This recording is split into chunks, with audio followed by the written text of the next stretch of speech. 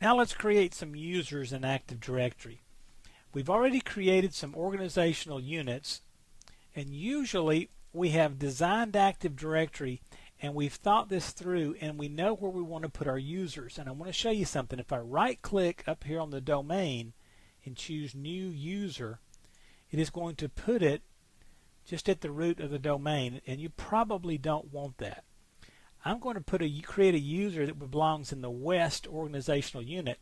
So if I will highlight the West organizational unit, then right click, go to new user, notice right here it's going to actually put that user in that West organizational unit. So I'm going to put Frank R. Jones, and we will just say that the user's logon name is FR Jones. We can choose what his login is going to be, what domain, and then notice this is going to be his pre-Windows 2000. We'll just take defaults on that. We'll click next, and we'll have to put a password in here. And let me go back and say something right here on this user logon name. In some cases it will allow you to put hyphens and some special characters in there. Fight the temptation to do that. Try to just put alpha characters in here, because you do get into situations that other applications and so forth have problems with those. So save yourself that frustration. Now on the password, we will put a password in.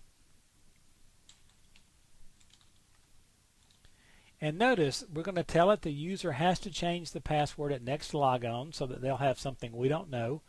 We can also choose that the user can't change the password never expires, and this will disable the account. So we'll just leave the default user must change at next logon and click next. And notice it's just telling us, okay, you're ready to create this new user. When I click finish, it's going to be created. It's going to be created in the West OU. You can see that right here. The name's Frank R. Jones. The user logon's frjones at vtc.class. And they're going to have to change their password when they log on. So you click finish, and it says, notice, this is a good one, that it can't do this because it does not meet the password policy requirements. So what I'm going to have to do is go back, and we probably don't have enough characters in our password. And our domain policy is grabbing us there, so I'm going to add one more character. Click finish. Still doesn't like it. Hang on just a minute.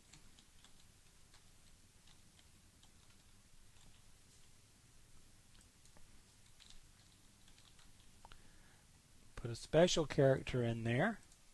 It liked that. Now that password policy, we'll talk about that a little bit later on. But now notice Frank R. Jones, the user, is in there. He's in the West organizational unit. And if I right click on Frank R. Jones, you will notice I can now add him to a group. I can disable his account. You notice I'm skipping some things.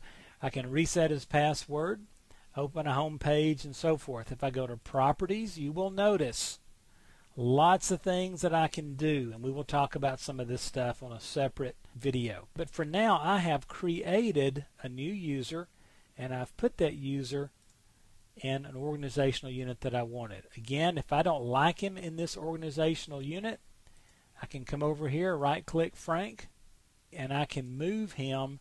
Say I want to put him in the East now. I just say OK, and if I open up the East organizational unit, there's Frank. Piece of cake, right? One of those Southern technical terms there. So that's how to create a user in Active Directory.